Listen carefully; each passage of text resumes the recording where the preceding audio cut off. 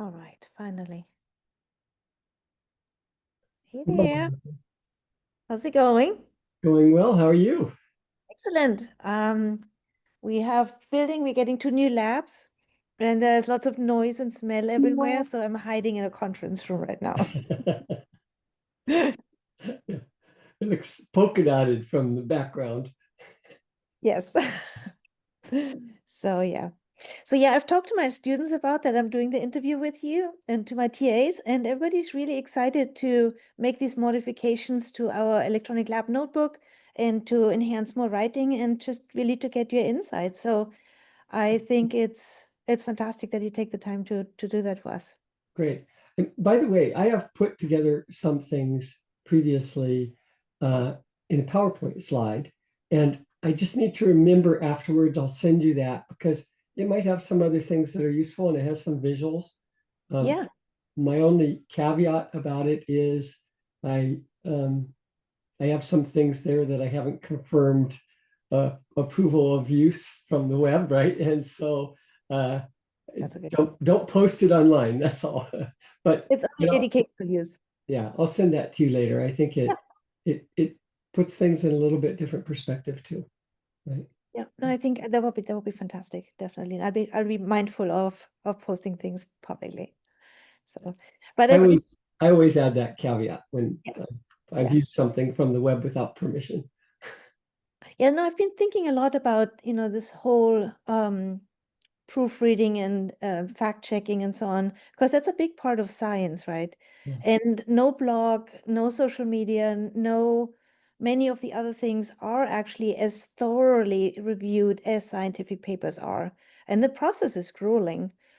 And so I think students are probably not aware that what scientific literature is compared to other forms of documents, what they see, or now AI generated media that are just often not fact checked as well. yeah, absolutely, for sure.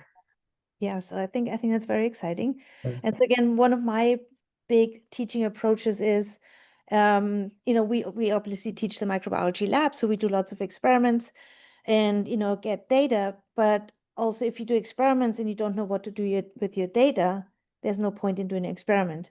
If you have data, don't know how to analyze it and how to publish it, there's no point in doing an experiment because if you don't publish it, what my husband always says, it never happened, Right. right? Because Yes. nobody knows about it. Yeah. So I think it's this process that we forget sometimes in our teaching environment. We just fill them with facts or teach them skills, but what do you do with these skills in the real world? Right. And so I think the opportunity to modify the approach how we do the electronic lab notebook to make it more like mini papers, and especially with the help of AI now, where you don't have to spend so much time on it, but you can get it as like an aid. So anyway, so I think I'm very excited to make these modifications, had some really positive feedback from my colleagues already. And so we can get going. Do you have any questions for me or do you want to just dive into it? Well, why don't we just dive into it? Okay, awesome. So do you want us to give us a little bit of background about your whereabouts? And I mean, you're an absolutely amazingly accomplished scientist and have written I don't know how many hundreds of papers. And so now with being editor of JMBE and other editorial functions you've had in the past. So rich experience to share with our young students what important part that is of science in general. Yeah. Well, so let me start and just give you a very quick background because I have a very different journey. I'm from California, but when I went to high school, we lived in a small village in the mountains of New Mexico, and high school was kindergarten through 12th grade. I did not get the education I needed to go to college, right? So I came back after high school and went to a community college. And at the time, I thought I was going to become a chef, right? And I quickly um, made some changes and decided I wanted to be a psychologist. And then I made some changes and decided I wanted to be a chemist. And then I thought, well, biology looks interesting, right? So, but the one thing I learned there is community colleges have the sole focus on education. And I got a really good education in community college. And yeah, always as a student thought about what's that teacher doing really well, and what kind of things could they do a little better, right? So I started thinking about that early on, and it influenced me as an educator. From there, I went to UC Irvine. I got a bachelor's degree, but I also, at that time, my brother and I started a company. So that was going to be my career, right? Wow. What kind of company, if I may ask? It was called Laboratory Management Incorporated. And what we did was we went to small hospitals and we set up clinical labs for them. At the time, they would send out all their lab material to some other place. And it was a slow process getting the results back. And also it cost them money. We went in, set up a clinical lab. They paid us to get it up and going. We bought all the equipment, we ran everything, we got up and running, hired people. Then we left and went to the next place. Did it for another hospital, right? So it was an interesting company. My brother had learned to be a clinical laboratory scientist in the military in Vietnam. And so he had a different kind of expertise than I had. And so we worked really well together. So I was going to go off and get a degree related to that. And then in my senior year, in my last quarter of college, I took 2 microbiology classes. And I said, this is what I have to do for my life, right? And I decided to go to grad school. My brother and I sold our company, and he went off and did something different. And it was at the last minute. So I ran over to Long Beach State that was nearby, and they accepted me right away. And I got a master's degree in microbiology. And I ended up going back to UC Irvine. I got a PhD in molecular biology. I went to the University of Utah. I did a postdoc in genetics.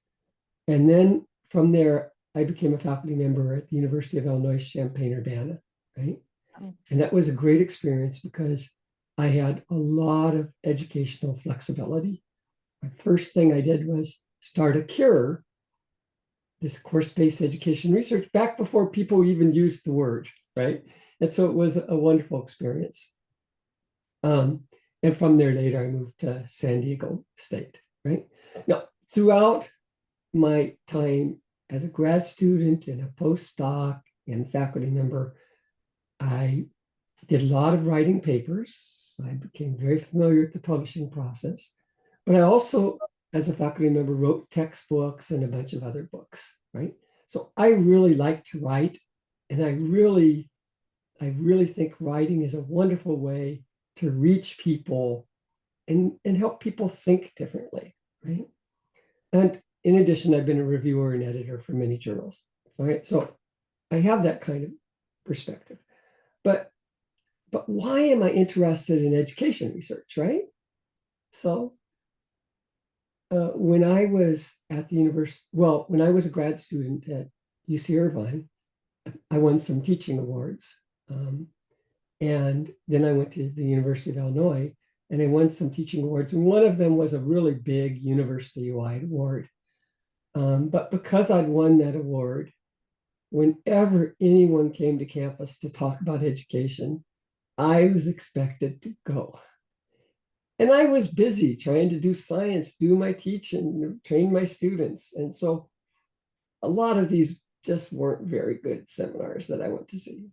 But I went to one day, and the person was the first person who learned about active learning, right? But Monica, do your students know what active learning is? I know they do it. Do they know what it is? No, we don't spell it out. Okay. So the big thing here was he really emphasized this idea that when you're sitting in a lecture, let's say a 90-minute lecture, you have really good retention, something around 85% average retention if you're a good instructor for the first 20 minutes. And then it starts to drop and drop and drop. And it drops down to around 15%, and it stays that way for the rest of the time, right? So as an instructor, you don't want your students to only be retaining 15% of what you say. And as a student, you don't want to be in a class that's where your attention is somewhere else and you're not being an effective learner, right?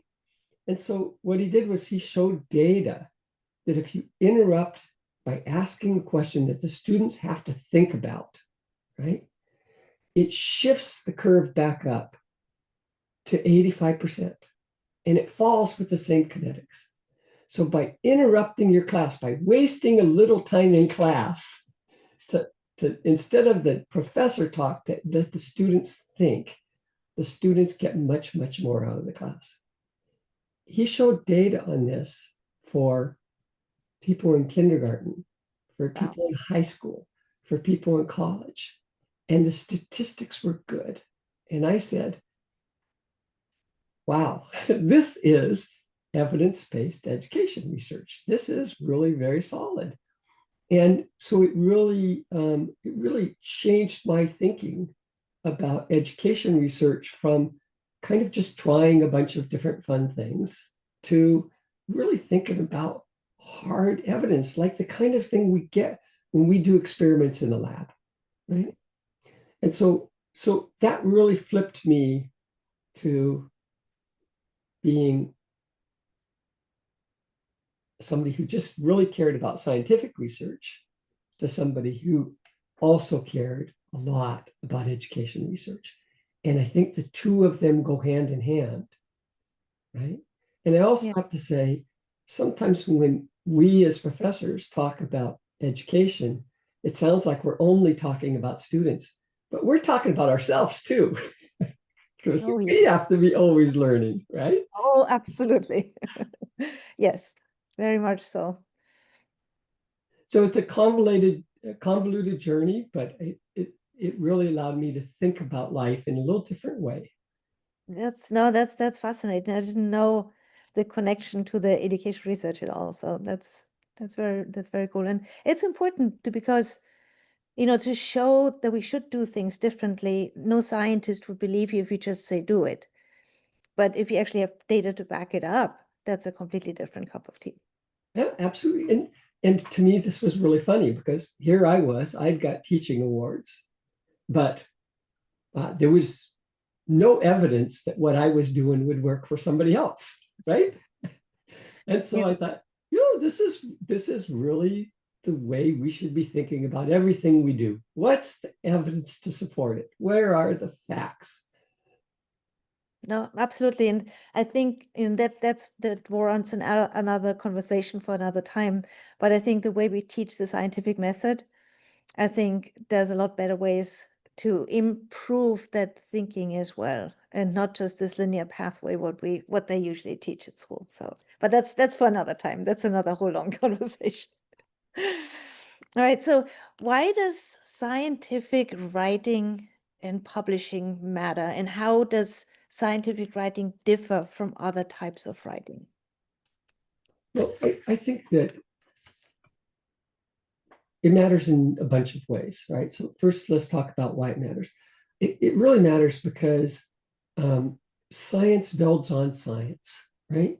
So when somebody publishes a basic scientific discovery, that can ultimately lead to things that have real value to everybody, right? Real practical value. I mean, let's just take an example that I think all the students can relate to. DNA sequencing, when people were figuring out how to do DNA sequencing, there were a lot of papers on the process and how to do it. But then if you think about it, at the end, DNA sequencing subsequently allowed the development of the field of genomics and metagenomics. And those fields were critical for us understanding the microbiome, right? So people would not have been able to do this de novo thinking about the microbiome. There were people thinking about the microbiome before, but without those publications that help people think through this in a series of steps, a very important aspect for human health and well-being would have been lost. So that is one reason publishing matters. It's how we communicate with each other and how we build on those communication things, right? But I think from individual perspective, publishing is also important because it lets people see how you think, right? So if you're the author on a paper, and somebody reads that paper and says, "Oh, that's a good paper," they're gonna think this person has the ability to think critically, right? They obviously can work as a team if there's different authors on the paper, which is true for most science papers. And they can not only think about what they're doing, but they have the ability to connect the dots. They can put it in perspective based upon reading and knowledge of other published papers, right? So ultimately, publishing matters because it matters to society and it matters to the individual. Yeah, that's a good point. And again, the publishing is very different because of the peer review process, which is very unique to scientific publication. Absolutely. Yes. Can you elaborate on that, how that whole process works and what peer review is? So in scientific publishing, the real critical thing in scientific publishing is they want to make sure that what you publish is really fact-based, right? And that means they expect you to be aware of the scientific literature, to be aware of what other people have said. They expect that you would have provide a good justification. You would have used approaches that are the right kinds of approaches to answer that question, and that you provided data that supported your conclusions, right? So I think that that's the kind of thing that journals expect. And so journals have this structure. Typically, they'll have an editor-in-chief, and they will have editors, and then they'll have a series of peer reviewers. So every paper will be reviewed typically by, let's say, 3 people who have expertise in your field. They know the subject, but they may think about it a little differently than you. They're not just competitors. They're people who are experts in the field. And so what they do is they read your paper and try to make sure that it's really solid, right? So then they give you a review, and the peer review might say things like, "Oh, the statistical tool that you use to show that this is relevant, that's not the right kind of statistical tool," right? And that would, if you got that review, you'd say, well, you'd have to either one say, it is the right tool and this is why, and show evidence, or you would have to go back and try the other statistics, reevaluate, and then resubmit the paper, right? They may say, we think that your conclusions overstep the results that you got, right? And if they do that, then you would have to respond to that issue, right? They may say, you really needed to have referenced this other work that's a very important piece of work that relates to your study, right? So they may a variety of different things in your paper. Their goal is to read the paper and not to nitpick it, but to make sure it provides real value to the scientific literature, right? So, and this is really important. You can write a whole scientific paper using AI where you've never done an experiment, right? And the AI can pick and choose the facts it wants to use, right? Or create data or make up all sorts of things. Right. And if somebody read that paper and thought that it was correct, it could lead them to do a lot of things that weren't true, or lead them to change policies even based on things that weren't true, right? And so the peer review process is really meant to ensure that science is done right. Right. And let me say, right, so I've been a peer reviewer many times, but I've also had many papers peer reviewed. And sometimes you get a review of your paper and they're critical. And the first thing you do is say, oh, those stupid reviewers, what do they know? I mean, and then you set the paper down and you come back to it a few hours later. And then you say, maybe they had a point. All right, let me look into it. Let's figure that out. And very often you find that if you think about the reviews carefully, your paper is better than it would have been if they hadn't been critical like that, right? Yeah. So, so that's the thing. It's really meant to provide value, not to provide roadblocks. Yeah. I think you sometimes get some conflict of interest. You get some, politics involved in publishing as well. You get that everywhere. But I think overall, the process is a really valuable process to really get the best science out into the public and build upon the body of knowledge what we already have. You know, Monica, I think that that's part of the reason that in addition to the peer reviewers, we have an editor that evaluates their input. And the editor is expected to think about, is there possible conflict of interest?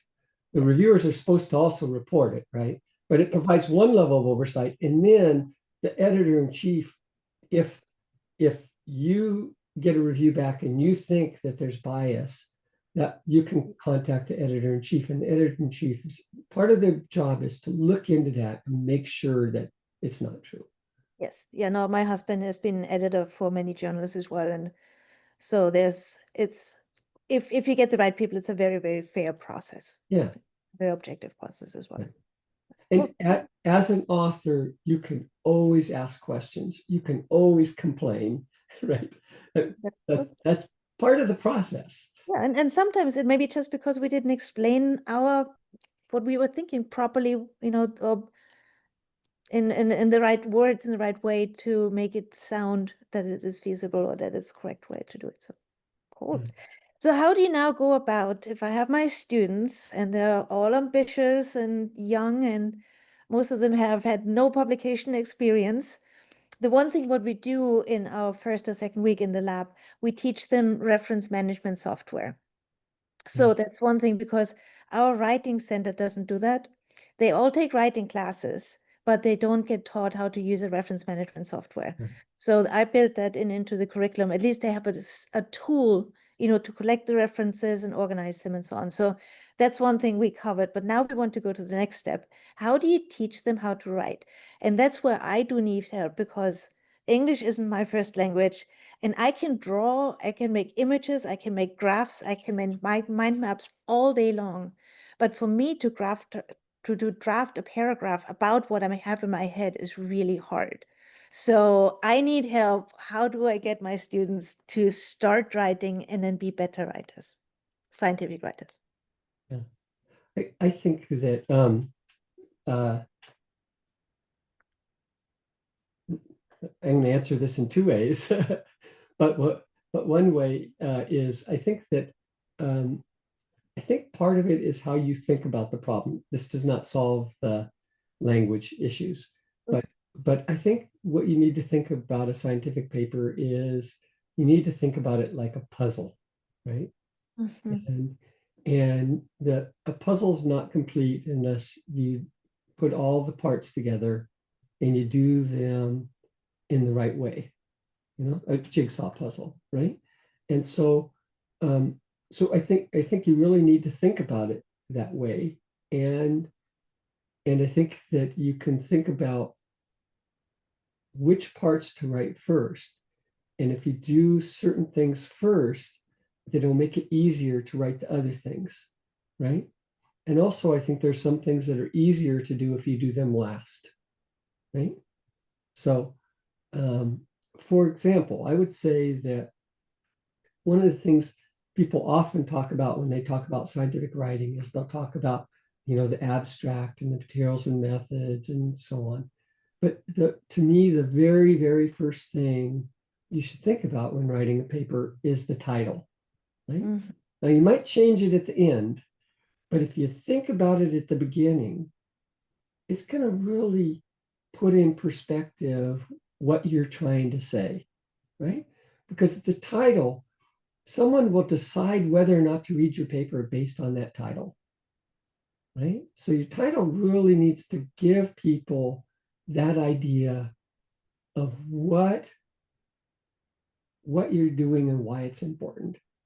Yes. In a very succinct, very short set of words, right? So I think that once you go through the effort of thinking of that title, then it will help you in terms of what are the key points I want to make as I go through this paper, right?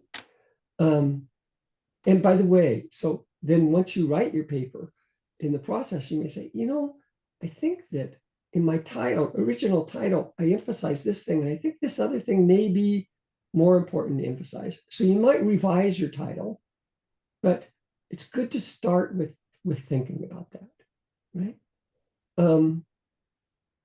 And then I think that I guess I'd say, if you want to learn to be a good writer, you have to be a good reader, right? Okay. And so I think that's really important. I think getting some examples of some papers that are really nice in your particular area of interest is really very good. And the other thing, let me come back to what you said, Monika, about reference managers. Reference managers are so valuable, right?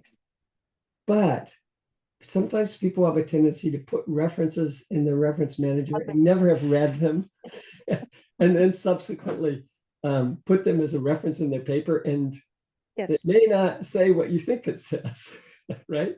Yes, very true. So, but that comes back to reading, right? Yeah. Right. Read a paper and then put it in your reference manager list. Yes. Okay. Let me just address one other thing, because science is really a very broad area. We get people that one of the things that makes science great is we get people with a lot of different backgrounds, a lot of different experiences, so they can think about things differently. And being raised with a different language is one of those things. We now have some tools, some electronic tools that can help improve language. So I guess my sense, language shouldn't be the same barrier that it once was, right? Because I think you should just sit down and let it pour out, and then make sure it's got the ideas that you want. Not worry so much, was this the right word? And then let Grammarly or something like that give you advice, right? Grammarly is an AI-based tool, but it's different than using an AI-based tool to evaluate your results. And I think that it's really been good. I can say that as an editor-in-chief, the quality of writing from a lot of countries where the languages are very different, and it really interfered with understanding previously, the quality of those manuscripts is getting much, much better because of things like Grammarly. Yeah, no, that's awesome. What do you think of AI software that summarizes papers, or dissects and makes people understand complex papers more easily?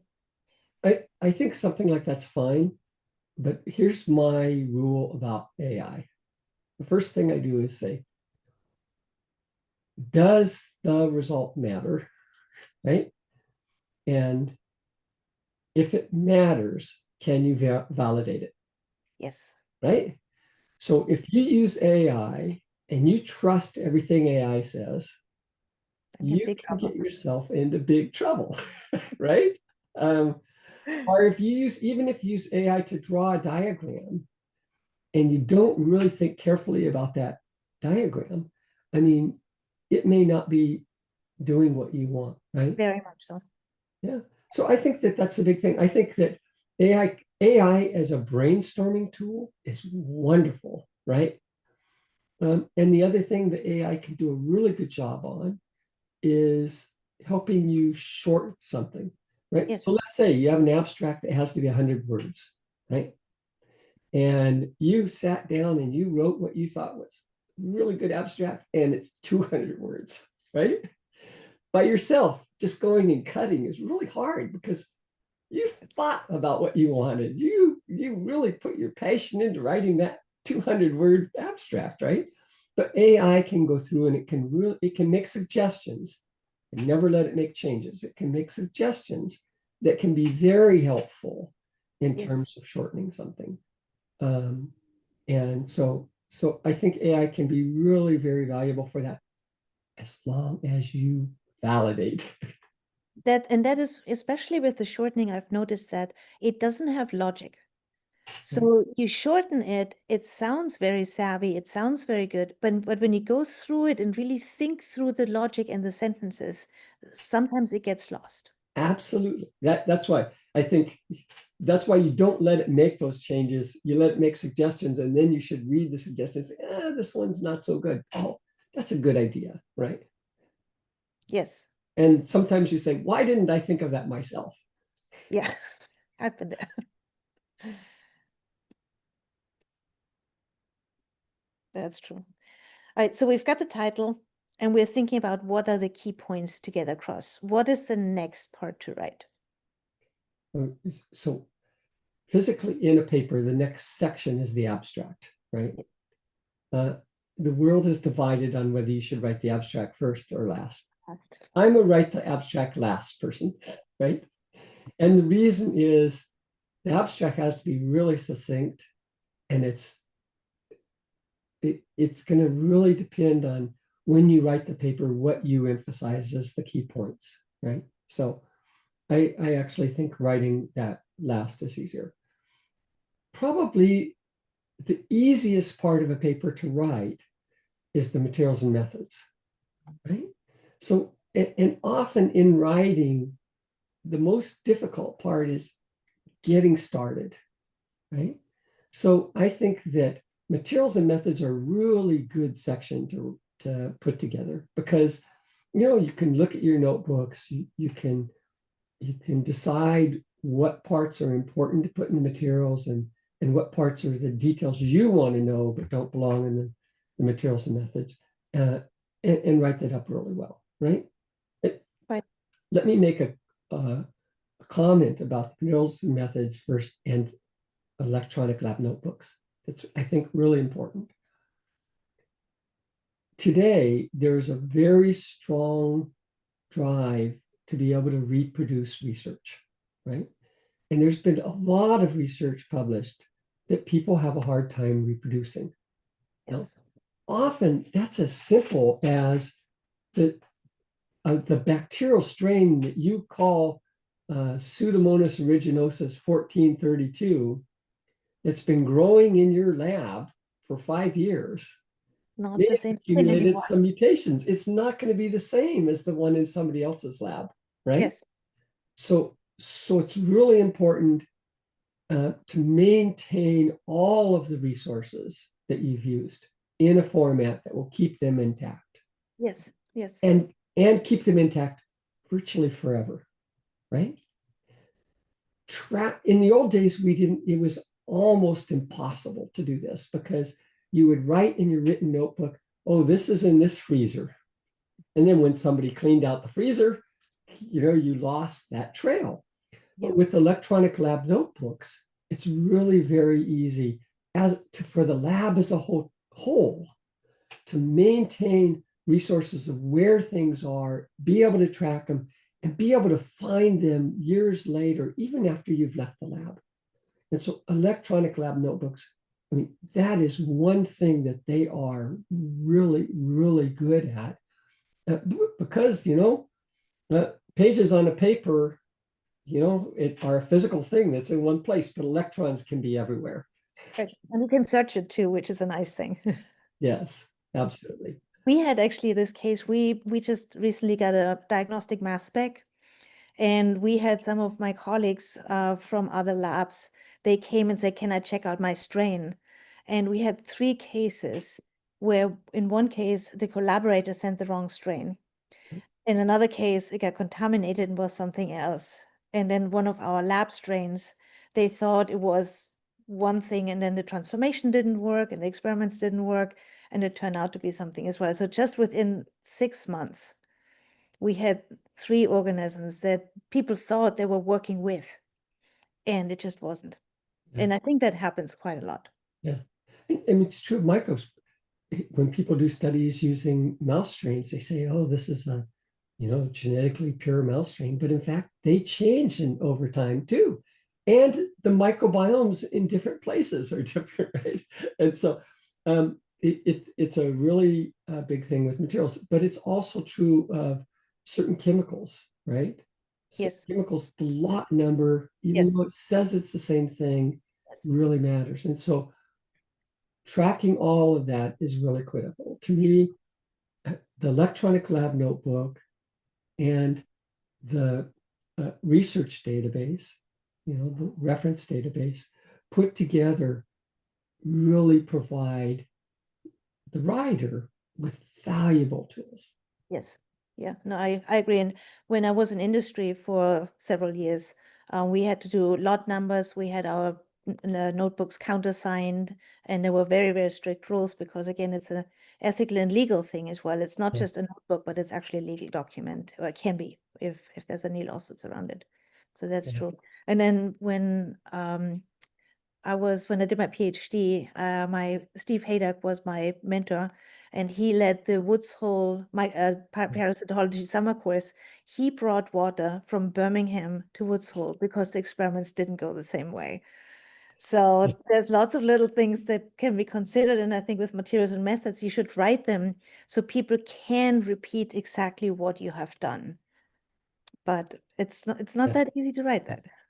So sometimes in materials, so for example, materials and methods, they don't need to know where everything's stored. They just need to know that you have it stored, right? Um, but by the way, with water, so I taught a summer course at Cold Spring Harbor, and one of my co-instructors, Ron Taylor, was having big trouble with his experiment. And at Cold Spring Harbor, it worked perfectly. And then he went back to his lab, and he was at two different universities, and the water never worked at those other places. So he went back to Cold Spring Harbor once a year to get a big batch of water and take it back. And Yeah, you would think in this day and age of ultra pure water, right? We wouldn't have these situations, but I would think so. that's a nuance that can really matter. Yep. Yep. And then another thing with the materials and methods, when you look at the instructions to authors, you often have a lot of conventions in terms of abbreviations and how to word certain things so that each paper in the journal has exactly the same format of materials and methods as well. Yes, yeah, that's really important. Yeah. And it's really, for a simple example here is antibiotic resistance. Some people use three-letter antibiotic resistant nomenclature, and some people use two-letter nomenclature, right? And so I think it's just, life is easier if we're uniform. Right, very much so. And I think that's the important part about the instructions to authors, because each, if you're opening a journal, you know what to expect and what the rules are for these different journals. Yeah, the take-home point is, before you even start writing the paper, I should have said this before the title, you should read the instructions to authors. Take my notes. Yes. And they can be really long and complicated. It's true. They can be long and complicated. But I would say, especially if you're a new scientist starting off, if there's things that you don't understand, go to somebody who's got more experience and ask them. Say, I'm not quite sure what this means, or how should I do this? I think one of the key points about writing a scientific paper is you should make sure to take advantage of other scientists and friends to provide input, and your paper will be much better. Yep. No, that's true. That is true. All right, so we've got our materials and methods. The next thing I would assume is data and data analysis, or Absolutely. I think so. Data and data analysis. So the results, right? What were the results you got? So, and I think that again, you really need to put every result into perspective. So you need to start off by saying, this was the question we were asking. This is what we did, and then describe the results. And this is one of the places where figures and tables are extremely important, right? There's an old saying, a picture's worth 1,000 words. right? And so a good figure can really help somebody understand the results so much quicker and in a more convincing way than just reading a lot of words in the text, right? But that's a good figure, right? So let me just give you an example, right? So I don't know, in the last couple of months, I was reviewing a paper for the journal MBio. And when I read a paper as a reviewer, first thing I do is read the figures and tables. I figure, no, that's not true. I read the introduction, the abstract, and then I go to the figures and tables to see if I can look at them and if I would get the same result that the author got. I would get the same interpretation the author got. I looked at these figures and it was a mess. There was so much data there. It was, some of it were lines with dots, some were lines with small dashes, some were lines with longer dashes. And it was just, and then you had to compare this figure with another figure later in the paper. And it was nearly impossible, right? So in this day and age of using digital media, we can use color, right? So this is actually a very simple thing. I suggested to the author, I said, why don't you color code these things? Author said, oh, that's a great idea. Color coded things. And now you could look at the figures and you could see what was happening over time really easily. What's happening to the red line, right? What's happening to the green line? And so that's an example of where thinking about your figure and how compelling it is really important. And the same thing with tables, right? Tables should not have a lot of extraneous data. They should have the real key data that people need to be thinking about. Right. So I think, so materials and methods to me, one of the key things is you should spend a lot of time putting your figures and tables together. And then the text that you write should, in most cases, explain those figures and tables. Yeah. Is there anything specific about like figure legends or table headings that you recommend?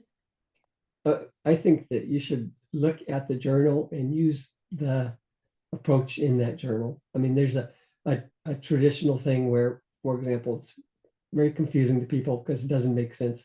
Tables, the legends at the top, figures, the legends at the bottom. Right? Why is that true? I don't know. That's the way people have done it for centuries. But it's an expectation of readers because it's so commonplace now. But your figure legend should give you enough information to understand the figure. Your figure and table legends should give you the information that you can read it and understand it. You should not have to flip back and forth between text and figure to understand it. Yeah, no, that makes sense. And I think what you said, looking at other papers from the same journal and then see how they word it and what that looks like, I think is a really good way to learn what it should look like. Right. All right, so we making progress. We're at our results section. So the next section is it's the discussion, right? So in the results section, you shouldn't focus on the interpretation. You should focus on the meaning, right? So that is, in it, if you found a certain piece of data that indicates that mice grow twice as fast when they eat food number 2, right? You should have the figure that shows it, and then you should say, this figure indicates it, and clearly state what you found. Then you go to your discussion section. You should say something about the comparison with the literature. What does this mean relative to the big picture, right? Yeah. For years, people have thought that the food that mice eat has no impact on their growth or whatever the case might be. And our data indicates that, in fact, when you add this component, they grow twice as fast, right? So, and so what that does is it puts it in the perspective of the prior work. And then the other thing you want to do is you want to say, ask yourself, well, why is this, right? Now, it's an observation. You don't yet know exactly why.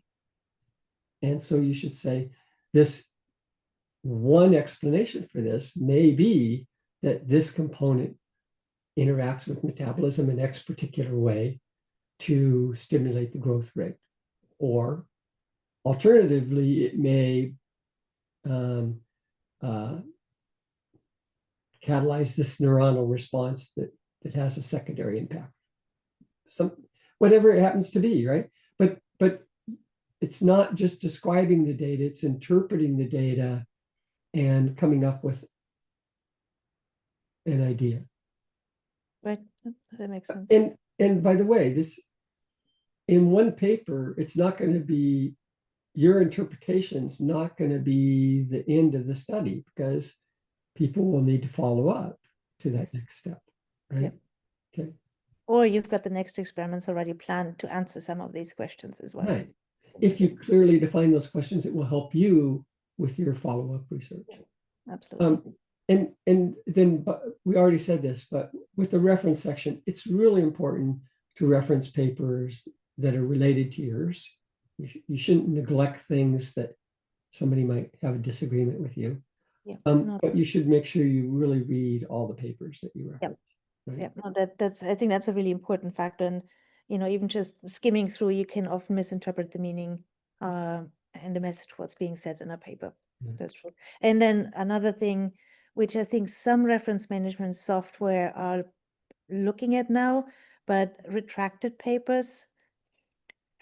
Do you pay attention to? Do you have like a software that goes through and eliminates retracted papers? Or I guess it's a part of the author to go through that and make sure that none of the papers they cite is being retracted, right? It's really important to do. It's very important to do that, because if you cite retracted papers and the reviewer recognizes that, they're going to not look fondly on your interpretations. So the retracted papers sometimes have to be chased down. And a problem is that in a lot of the AI literature, all of these reference managers are powered by an underlying AI, right? And nowadays, and AI really underrepresents the retracted papers. At this point in time, there's an effort to try to really push the AI tools to be more cognizant of that, as AI can be cognizant. But I think that if there is a paper that's really important for your conclusions, that for that you should for sure check that out. Yes. And I think that's more and more important, but I think not everybody is aware of that it's a big problem as well. So I subscribe to the Retraction Watch. Right. The company, I get my weekly emails about all sorts of interesting, and it's really quite interesting to look into that. Yeah. And so Retraction Watch is really interesting from the stories it tells. But PubPeer is also a really good way to, it's very easy to go in and check for any author or a particular paper to see if somebody has reported it for potential problems. Okay. And then that can highlight papers that you might want to look into. For What's it called again? PubPeer. PubPeer. Okay, I'll look into that as well. So I think in this time and age, I think it's really important to spell these things out as well, which are not often highlighted, but I think they're important for the students to understand that this is, probably an increasing problem. It's not going to go away anytime soon, I think. Yeah. Okay, So along those lines, publication ethics is really a big deal now, right? yes. And there are some key things that are very important that we've already talked about. One of those key things is, the fundamental underlying key thing is honesty, right? Yes. Yes. But one of the key things is you as an author are responsible for a paper, right? So if there are errors in there, it's not the fault of your reference manager. It's not the fault of an AI tool that you use. It's your fault, because by international law, humans can have responsibility. Electrons don't. Okay. So So far. the author is responsible, even if the error came, even if it was a malfunctioning of your Sure. flow cytometer. Software or whatever. Yeah, absolutely. Absolutely. Then when in an authorship is another important aspect, who's going to be author, what position. And then I think I've seen more recently over the last few years is contributions is another big thing that has, I think, I don't know how long it's been there already, but that's a newer thing, who has contributed what, and conflict of interest is another big one. And then I think financial support. Right. Yeah. So those are big three things that are very important for the reader to think of. Who contributed what? When authors fill that information out, you can really put it into perspective of what happened.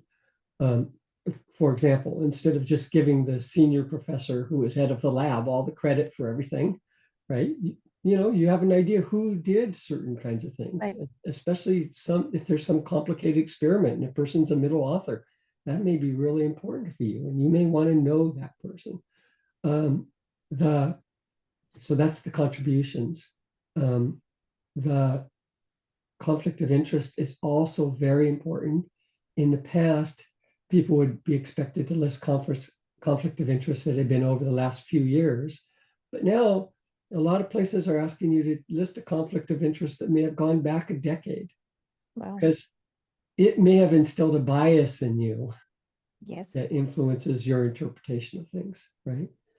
And one other thing here is the acknowledgments. It's really important if there's somebody that's not an author, but they did something valuable for your experiment.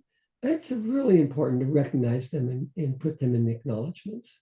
I mean, it's just common human courtesy.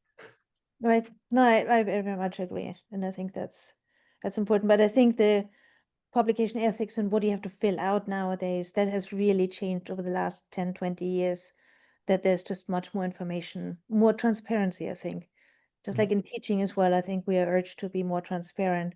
And I think publications as well. And there's a lot more transparency. And AI, so AI is part of the problem of publication ethics getting so much needed attention now. Because there are paper mills that Yes. just use AI to write papers with no data behind them and submit them. And that is a serious ethical infraction. Yep. That then I think the predatory journals, Yes. I think that's another problem that not all young scientists are aware Yes. of that problem.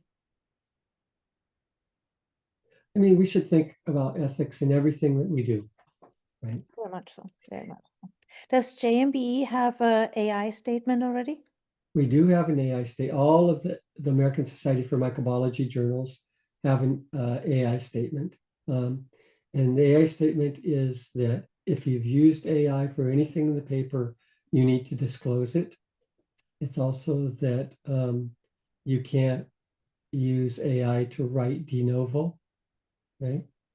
And then the editor/editor-in-chief will determine whether the use of AI was appropriate. Okay. So for example, if you use Grammarly, absolutely no problem. We like people to report it. It helps us think about things, but it's not a problem. But if you've used AI to, let's just say, write your abstract, right, for you, then that's not appropriate. You need to, that there needs to be evidence that You are the one responsible, that you've read it, that you've really evaluated it. And there are hallmarks of things written by AI. So often we can find that, right? It's kind of an arms race. We get better at finding AI writing. AI gets better at hiding it. We get better at finding the new things. They get better at hiding it. But Yeah. it is very often possible for us to find that. Yep. But you don't have AI checkers because at least UF has decided against it because it can be biased against foreigners as well. And people run it through the AI checker. So there's a couple of problems with using AI for evaluations and peer review. One of them is that often those AI databases, so you'll be taking somebody's unpublished data and pouring it into a public database that another person could scour and use before it was published. So that's really not ethical. And the second thing is that it allows the responsibility to go to AI. So we get reviewers based upon their experience and their knowledge, right? And when I say knowledge, I don't just mean experience. I don't just mean of facts. I mean about prior studies and things that could be important. And I can give you a lot of examples, but when I read the materials and methods of a paper that uses salmonella for genetics, I know certain things that you should look for. And if the person didn't do them and doesn't say that they did them, then that paper is junk, right? I mean, what they did may have been fine, but the integrity of the genetics is not valid, right? Yep. I know that. AI doesn't know that. And the reality is sometimes AI would have a hard time figuring that out because it can be presented in a variety of different ways, right? So yeah, what about if I draft a figure legend with AI and then edit it? I think well, so this is where we are at kind of a tough place right now, and the answer is going to be different, I think, 6 months from now. Okay. In many journal policies, you're not supposed to use AI for writing, right? Even first pass. And again, it comes back to the responsibility of the author, right? So my guess is that it's becoming so prevalent that 6 months from now, we will probably have a policy that says, if you use AI to help with your writing, you are responsible for the entire content. And there's an expectation that you will have read and edited prior to submission. Yes. Right. That's my guess, right? I'm guessing what's going to happen in the future. But I think that the use of AI is becoming so common now. And the fact is that new AI tools are so much better than the tools that we had a year ago. Absolutely. Right? So I think that there will be a change. But as it is right now, you have to disclose the use of AI. And if you say that I used AI to write this section, they probably would have said that's not appropriate. Right. Yeah, no, that makes perfect sense as well. All right. So I think we left out there's one more thing, like is supplemental data and supplemental work that is, and then also the public submission of data sets. I think that's an important aspect as well, but that's sort of above and beyond the basics of the paper. The one section where we did leave out, I think, is data analysis, the statistics section. I think that's the end of the materials and methods, right? So it can be done in two ways. It can be done at the end of the materials and methods, but I actually think it's something that can be done really well integrated throughout the materials and methods. Okay. It really depends on how unidimensional your research is, right?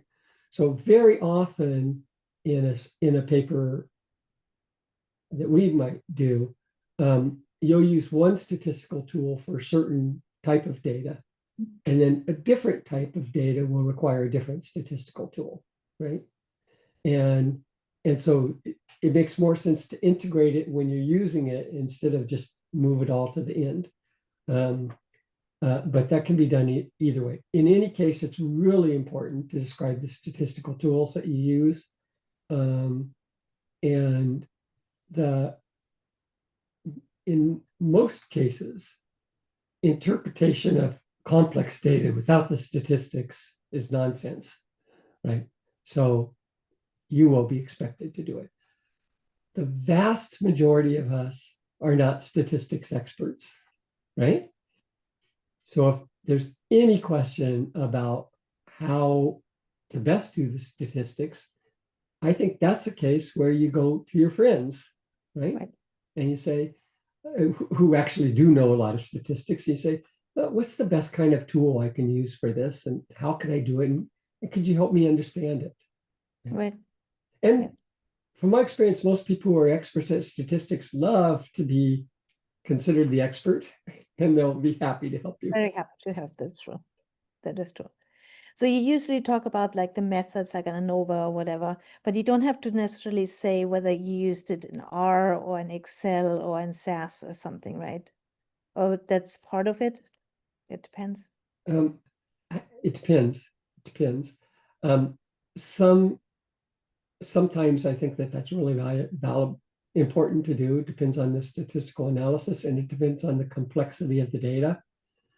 Other times it's not so important. If you're doing relatively simple types of analysis and you plug it into your favorite statistical program and you validate it, then I think it's less important to go to all those descriptions, right? So because you're using a common statistical method that's going to work the same whichever of these tools you plug it into. Yep, that's true. Okay, so 3. And then again, the supplement is just if there's extra data that extends the time or helps to explain, or like freely available data and things like that, right? Yeah, the supplement is if you think that you have data that will help make your study more convincing, or that someone would want to see, or that if somebody really needed to know about if they were going to reproduce your study, Right. Those are good things that supplemental data is meant for. The vast majority of readers do not ever read supplemental material. It's only those readers who might be in a similar field and might be doing similar experiments that most often read the supplemental material. Right. Or read analysis, because I think that's, a really important, that has also changed over the last, I think, probably 10 years or something, is making data available so that people can reproduce the analysis and interpretation of a certain data set as well. And that can be either, I think, in the supplement or in public databases like NIH or something else, right? Yes, absolutely. Okay, and that's required if you have federal funding like NIH, NSF, that you submit your results to certain databases or your clones or your plasmids or whatever it is, or strains. Yeah. Certain kinds of data is required for submission to those databases. Other types of data are data that you should store internally. This is where you should use your ELN to keep track of where those data sets are. Right. So that if somebody asks for them, you could provide them.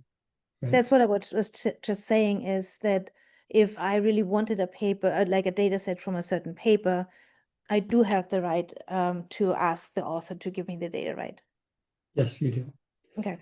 And the other thing is, if somebody accuses you of fraud, if they say, "Oh, you didn't really do this experiment," right, and you need to defend yourself, if you have your data, you're in the best possible situation, right? Right. And what's the data policy for like 5 years or 3 years? How long do you have to sort of keep track of where the data are? So, you know what? This is changing as we speak. I mean, I would have given you a different answer 2 months ago, but I think that it's changing as we speak. And I think that the US went from having a real strict standard to it's going to have weaker standards than the European Union. But as scientists, because science is a global endeavor, I think that it makes sense for all of us to abide by the strictest rule, right? And Right. so, like I said, in the US federal policy is undergoing a lot of change right now. And so we won't know where it ends up until it gets there, and it may take a few months. Yeah. Lots of changes coming in the sciences. That's Yeah. true. All right. So I've taken your hour already, but I've got one last question for you. What advice would you give your younger self as it pertains to publication and writing? Um, I actually, as a young scientist, I read like crazy. So at the very beginning, I told you about this kind of weird career I had. So when I got seriously into science, I felt like there's so much to know that I didn't learn. And so I spent a lot of time reading, right? And I learned so much from that. So that's advice that's something I did as a young scientist. And if I was to advise someone else, I would say that's really good advice, right? I Let me agree. tell you just one other thing. This is not publication, but it's science communication, which ties into publication. When I was a graduate student, I won this award, the University of California Patent Grant Award. It was a big deal for my research. And I was interviewed by the local newspaper. I was working on fatty acid metabolism in E. coli at the time, right? And the reporter asked me, well, why does this matter? Why should people care, right? And I think I said glibly, I said, well, I think, you know, fatty acid metabolism is important in all organisms. And if we understand some of these things better in E. coli, it may ultimately lead to some solutions for problems humans face. And I got so many letters from people saying, I have this serious problem, and can you please provide the information to me that's going to lead to a cure? Wow. And it was really sad. And I realized that I'd overstated without context an important thing. So if that many people in the public misunderstood me, I need to really think very hard about my audience. Right. And so I would say to myself as a young scientist, I say, know who your audience is. That's a good one. And if I was to say to anyone talking about science or writing about science, I would also say, know your audience. That's a really good point. But I did like what you said about why is it important, or the question about, because that every single of my lab modules starts off, why should you care? Right. And just in the process of recording a bunch of videos as well, to tell my students why every single module, every single topic really matters to them. And not just, to check a box and get a grade, but actually in the larger picture of science and in today's world itself. So I agree with you totally. To me, whenever I look at something, I always say, who cares, right? that's right. But when you describe your own stuff, you should do it with clarity and nuance. Fair enough. All right. I really, really appreciate the time you've taken to talk to me. And I look forward to share all of this with my students. We have over 1,000 students a semester, so it will reach a large audience. And I hope it's okay to post that publicly so that my students can see the video we have. Absolutely. And thank you very much. It was really fun It was discussing really these great. issues. They're so important. It very much is, and I hope that we can do a follow-up one on the scientific method as one, because that's been urging me for so long that we're teaching it in a complete wrong way to all the young scientists out there, most of the people at least. So I'd love that conversation. we will continue. All right. Thanks Thank so you, much. Monica. I much Take appreciate care. it. Bye. Bye.